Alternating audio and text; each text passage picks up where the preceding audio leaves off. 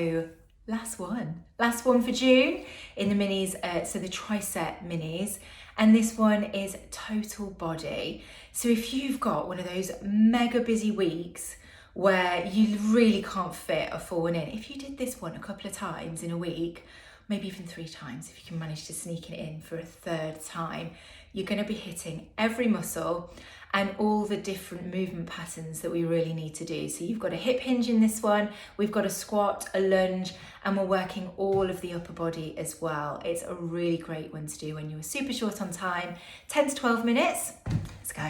So you do need weights for this one. And we're going to start with that hip hinge movement, doing a good morning. Good morning. So you will hold your weights maybe here or here, wherever is comfortable for you. And we push the bottom back with a nice flat back. We're then going to take it to a squat, weighted, and then back to a good morning with a squat. So we're going to couple them up. Follow along, you'll be fine. Let's go. So good morning to start.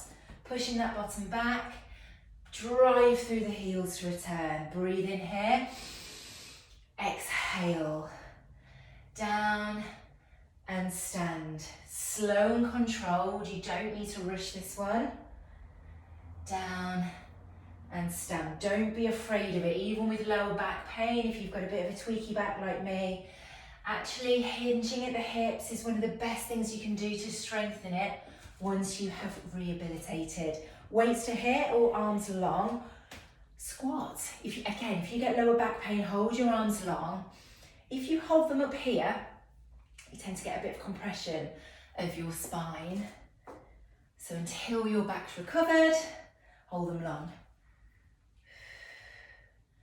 It will come again, I promise.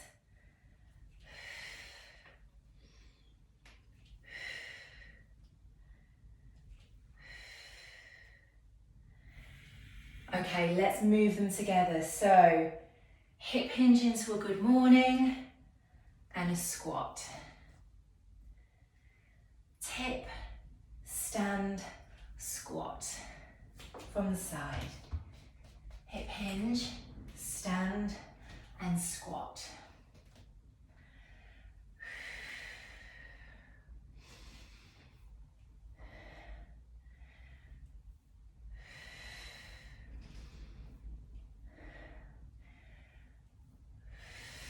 Last one, squat. Done, tricep one done already. Okay, so we're staying with these weights and we are going for a rear lunge on one leg and then a deadlift. So we're working unilaterally again, just on one side, then we'll even up on the other side. So what we're going to do first of all is the rear lunge. We're going to step back with the right leg, shoulders rolling back, and then back into that rear stepping lunge. Are you ready? Back, stand, back, stand. So all on the same side, we don't switch legs. It's the right leg going backwards.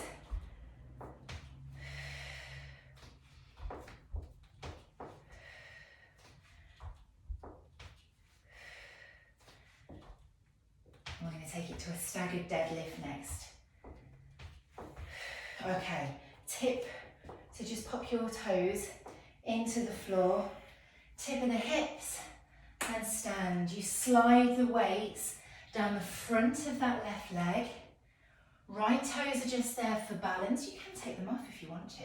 If you're feeling super strong and super balanced, why not? Take them off. Otherwise, just there for support. So the right leg isn't really doing anything. It's just supporting you. Okay, let's couple them up. So weights stay long. Step back into the lunge. Deadlift. Back. Falling over. Deadlift. Right leg back. Deadlift.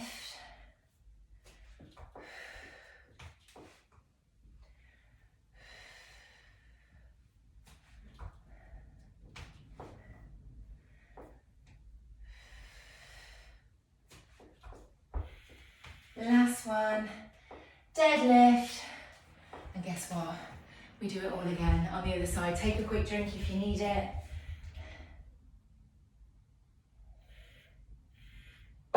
Okay, so moving to the left leg, coming back this time so it's the right leg that will feel the burn. We are back into that rear lunge, then a deadlift, then both of them together. So hold your weight long. Did you find that easy? Go heavier. Or if you found it too hard, maybe you need to go down a tiny bit. See what you think, but keep challenging yourself. Let's go for the rear lunge. Left leg back, bring it in. Step back, knee comes down towards the floor. Back and stand. It doesn't need to touch down. Mine just did by accident. I was a bit too vigorous in my step back. Back, stand.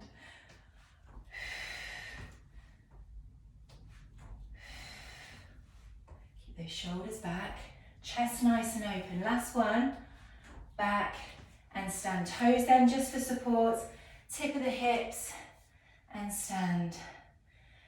Squeeze your tummy in, stand tall.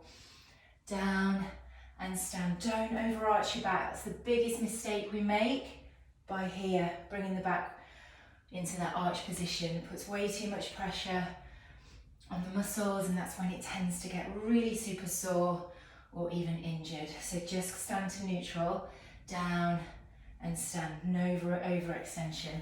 Last one, stand, arms long, lunge, step in, deadlift and up, lunge, stand in, deadlift.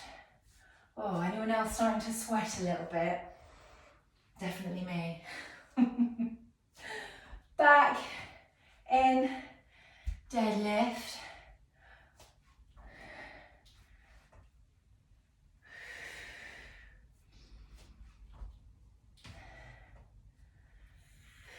One more, back, in, and deadlift.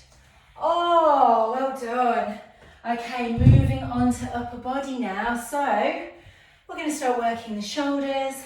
We're going to start working the arms and your guns. We've got a bicep curl.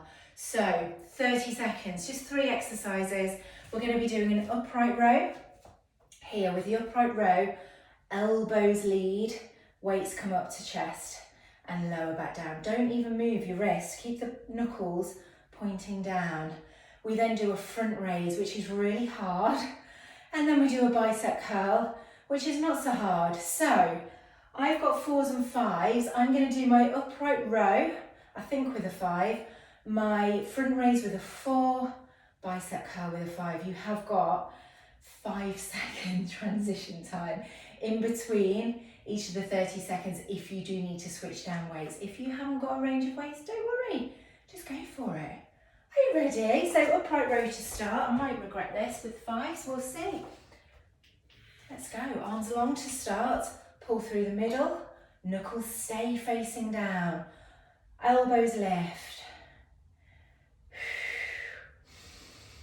The effort's on the up, so we exhale on the way up.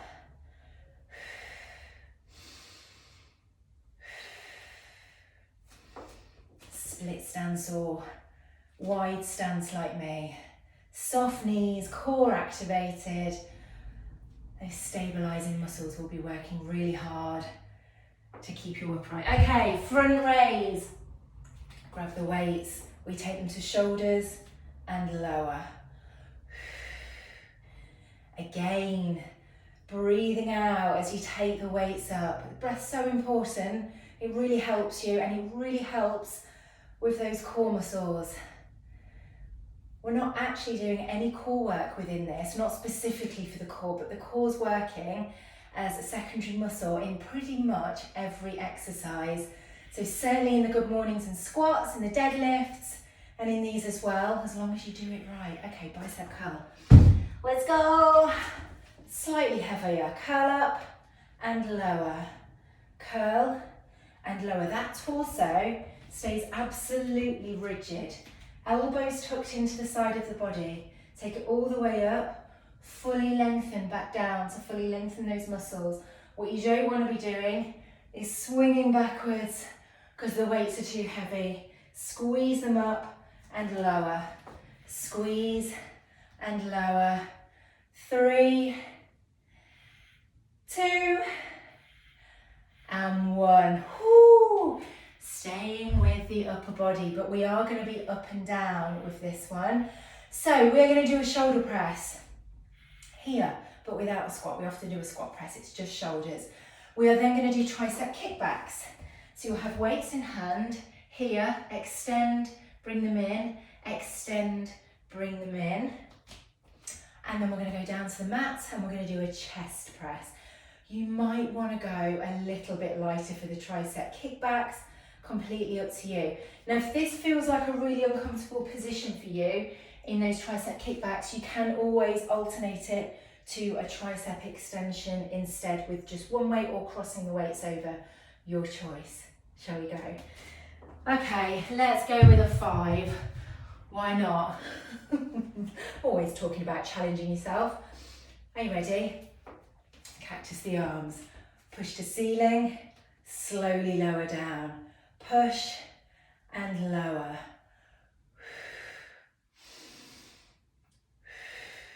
Soft knees, tailbone tucked under slightly. Squeeze those core muscles in. Split stance if it helps you feel a little bit more supported through the back. Okay, tricep extension or tricep kickbacks. I am definitely going lighter, slightly tip at the hips. Pull up, elbows stay high, squeeze back, lower, squeeze and lower.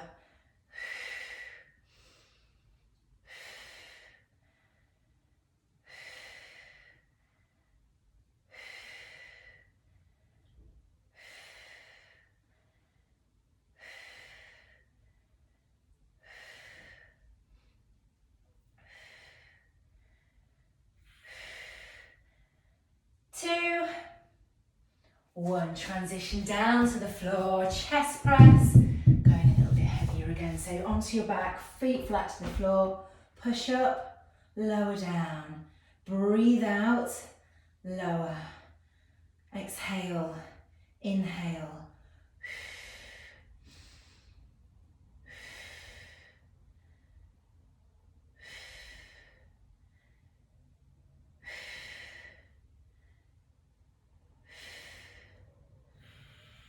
Three,